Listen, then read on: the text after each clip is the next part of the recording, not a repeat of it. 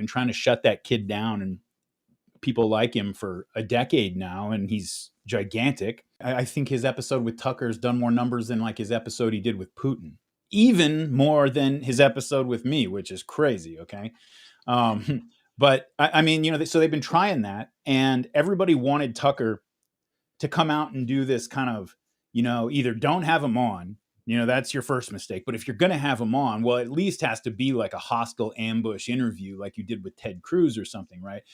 And these people just don't understand what Tucker's trying to do here.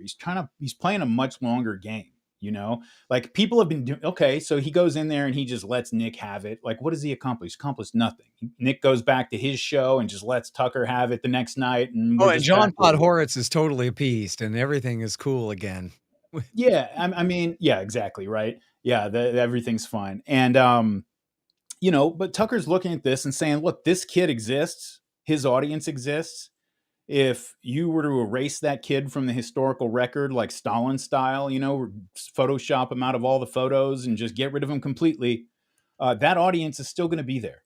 And there are a lot of people who are susceptible to a very specific type of influence. And if we can talk to a guy, if a guy like Nick Fuentes is willing to come on and have a cordial conversation with Tucker, leave that line of communication open a bit so that they can, you know, they're just leave the line of communication open. It gives him one foot in the real world, you know, and you want that audience, which is, I'm telling you, it is massive and extremely active, very energetic.